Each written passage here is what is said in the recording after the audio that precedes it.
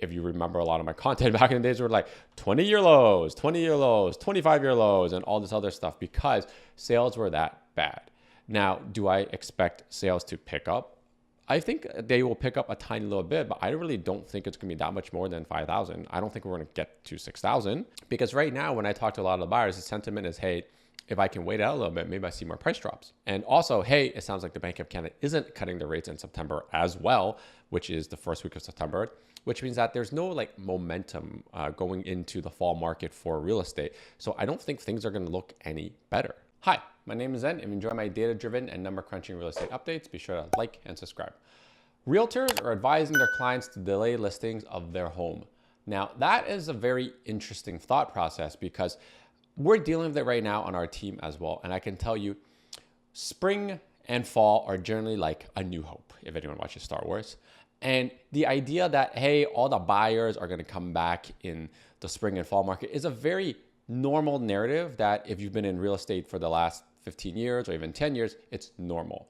But that narrative broke in 2022, 2023, 2024, and likely will break in 2025 as well, because what's ultimately happening is everyone's just relisting their properties and the buyers aren't necessarily coming back. So to be saying, hey, seller, if you don't urgently need to sell right now, wait until September, I don't think September is going to be any better. I 100% agree that there's going to be way more buyers than it would be in August because in August, most people are on vacation. But what's going to happen is there's going to be way more sellers than there are actually going to be buyers. So if you were to actually list right now, there'd be a lot less competition. And we're seeing it right now because no one's really putting new listings out there right now. But come September, when the market, quote unquote, picks up in terms of new listings and buyers are actively looking, there's going to be more sellers than there are buyers. I'm going to show you the data and why I think we may be breaking a new record for new listings in September in this year. So what you're looking at right now is a chart of new listings that have happened, basically going all the way to 2019 down here.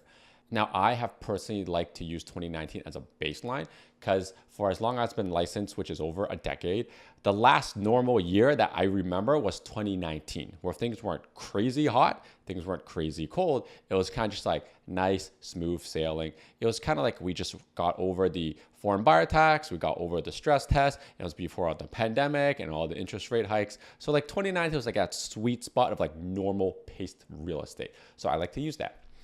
So what you're seeing right now is every single month, there is a number of new listings.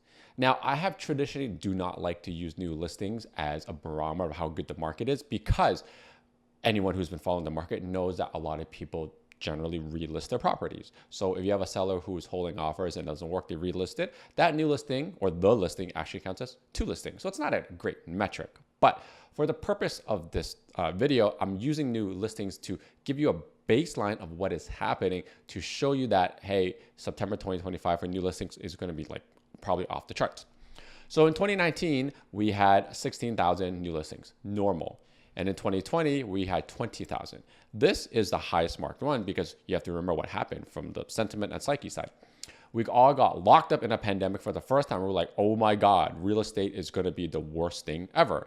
I remember in like March and April, I'm like, oh my God, we could never leave the house. And everyone's like, especially for condos, people are like, the air I'm breathing is going to make me die. So that was not a great sign. And then the minute that some of the restrictions were lifted, we got bombarded by people wanting to sell and list their homes because like, oh my God, real estate's going to crash 30%. So that is the most amount of listings we ever got, 21,000, a little bit shy of that. Then in 2021, we had that frenzy where, rates were pinned to the floor. This is when you're getting your 1.5% rates and no one's really selling. So hard to come by and prices shot through the roof because nobody was listing. Now in 2022, it was a kind of a weird one where in March, a lot of people were like, oh, you know what? I'm actually going to start selling. So we got a lot of new listings, a lot of sales. But what happened and what most people are accustomed to is that most, quote unquote, crashes or like, real estate changes from policies, it's short last. It usually lasts like 6 months, 9 months. So that's why like, you know what? After the rate hiking cycle started and you got that 100 basis point rate hike in July, let's just wait it out. Nobody actually wanted to sell. And this is what happened in September 2022. We actually had very little listings. That's what kept the prices elevated as opposed to a lot more prices coming down because there weren't much supply to buy from. And the big drop off really was people who were caught in two transactions. And then in 2023, we had a little blip where fixed rates came back down to 4%. And then in fall, they're like, oh, you know what? Let's list. But that's where things got really bad. People actually weren't buying. Sales weren't happening. That was kind of when we first started to see, oh, the real estate market is actually much softer and it's going to be more than a year and there's going to be no rebound. And then in 2024, it was kind of like, oh, hey, the Bank of Canada is finally starting to cut rates. We've been holding on for 2 years. Let's unload this. And this is where we got a boatload of condo inventory. And this is when condos really started piling up in terms of active and unsold inventory. And then in obviously 2025, we got, the new president, all this tariffs, and a lot of people are trying to exit. You can see this is the biggest increase in new listings we've had from January until August. So where is September 2025 going to last? And I'm going to say it's going to be like right here somewhere. I think we're going to break 20,000. I actually think we're going to break more than 21, 22,000 for two reasons. One, I think a lot of sellers are actually going to be coming to the market, at least anecdotally from when I'm talking to a lot of people who call me about what they're doing. They're like, hey, let's sell in the fall. And I think there's a lot of people selling in the fall relative to people who are calling me about buying. The second is when I talk to my stagers and my photographers and everybody trying to get these listings up and ready, they're all like, hey, we're pretty busy. And I'm like, oh, that's never a good sign because they were busy in 2024 and they're also busy in 2023.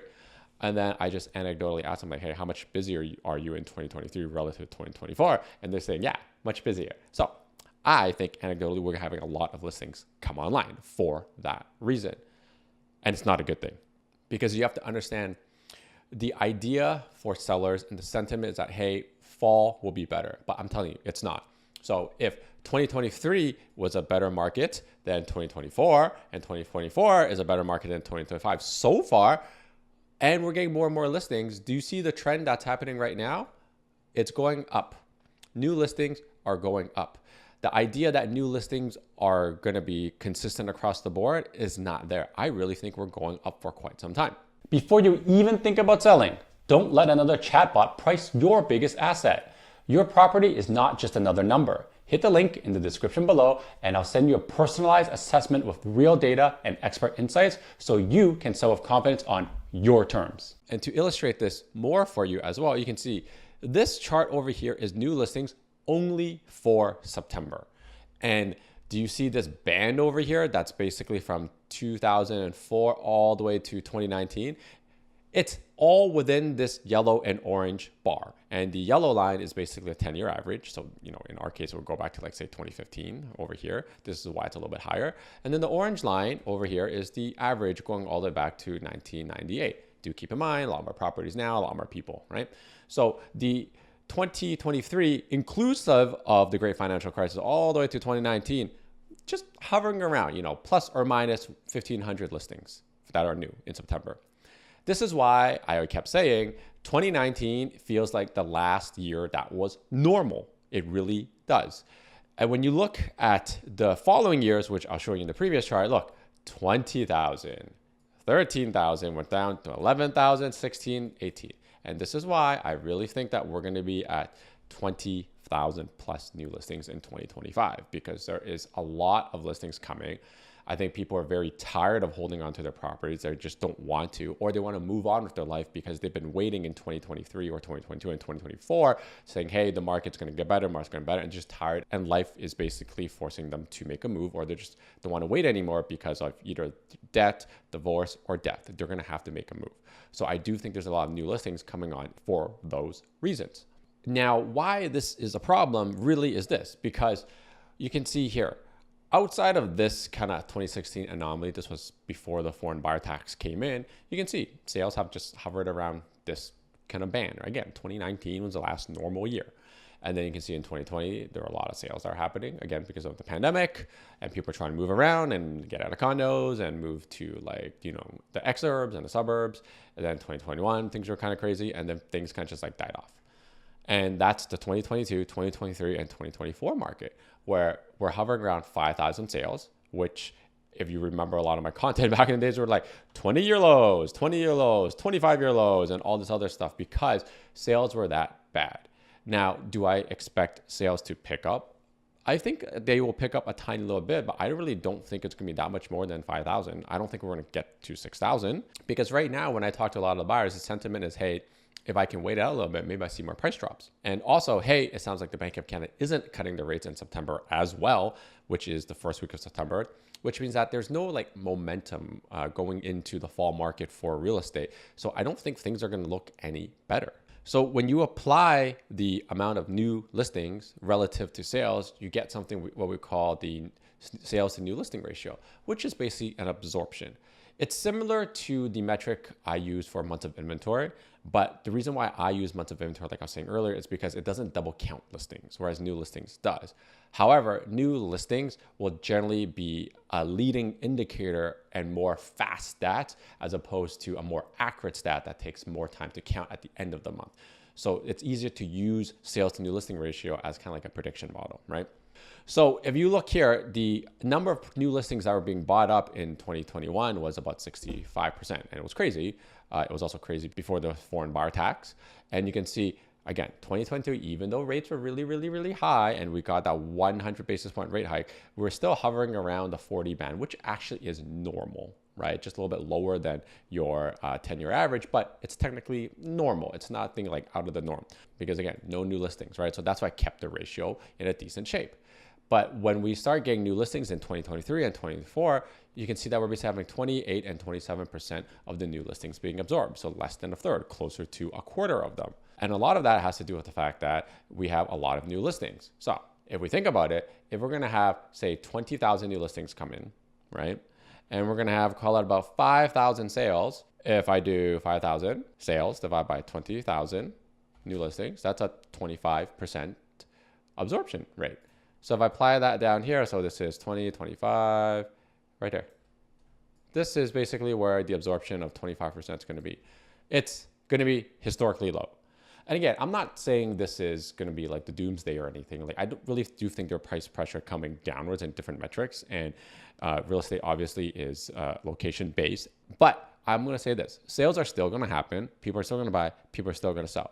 But the idea that we're going to delay your listing till September in hopes that it's a better market, that's the narrative I'm really trying to debunk right here. We've had 3 years where this narrative is not correct in 2022, 2023, and 2024. I really don't think we're going to have some magical fairy dust sprinkled onto the Toronto real estate market where 2025 is going to be what bucks the trend. Because right now, the economy is worse. We're not getting any more rate cuts from the sounds of it. The fixed rates are also going up because bond yields are going up. So there's a lot less momentum going into the fall market. So I really do believe that because so many people are going to be selling, there's a lot more sellers coming to the market in September than there will be buyers. We'll probably see the lowest absorption rate for the entire history of September ever. And the reason why the percentage absorption rate is important is anything that is generally over 50% over here, so marked in this like green box I have, is when prices go up. So prices went up in 21, prices went up in 22, prices went up in 2019, prices went up in 2016. They went down in 2017, 2018, 2019, which all makes sense because of foreign buyer tax and the stress test. And prices have been going down over here because the absorption rate is below 30%. So when you have an absorption rate that's below 25%, what do you think is going to happen to prices? It's going to go down. So the idea that a fall market is going to make your property, if you're a seller, be worth more because more buyers are coming is the wrong narrative. You have to understand that, yes, there are more buyers coming in, but there's going to be more sellers coming in. There's a lot more new listings, which means that there's a lot more competition for your product. So you have to understand this. If you have a 10 out of 10, it shows well, it's presenting well, it's been updated, it's turnkey. That's the most important thing. If you go on the market in September, you're going to attract all the eyeballs of the actual serious buyers. 100%. It's going to happen because people still have to buy and they're looking for that good 10 out of 10 property. But if you're relisting or you're not putting effort to making your property stand out and making it a 10 out of 10, it's not going to sell. You're going to be buried in the sea of new listings and buyers aren't going to be looking at it. And the only way to make a buyer look at it, if you don't want to make it presentable, is to drop the price. And this is why there's going to be pricing pressures coming down because the good properties will sell. They'll sell for fair market value, but everyone else who can't get those buyers eyeballs or get the buyers offers are going to be ones that slowly going to start feeling the pinch and then have to slowly changing the price of their listing and chipping down towards the rest of the fall market. So this is why I really think that September, October, November, there's going to be pricing pressures for areas that have a lot of inventory, especially condos. Hey, it's me interrupting myself. Ready to make a move? Just one free call, no hassle, but decades of experience to work for you. And all of this data and graphs I'm showing you for new listings is before we even factor in that a chunk of homeowners right now are going to be renewing their mortgage in 2025 and 2026, and 60% of them are going to be seeing a mortgage payment increase. Some of them won't be affected, but some of them will be. And this data doesn't incorporate some of these potential sellers that may be also coming online. And if you want to understand what the 60% of homeowners renewing into a higher mortgage payment is going to have an impact on the Toronto real estate market, make sure to check out the video that's on the screen. I'll see you in the next video. Until next time, your move, your future. So yeah.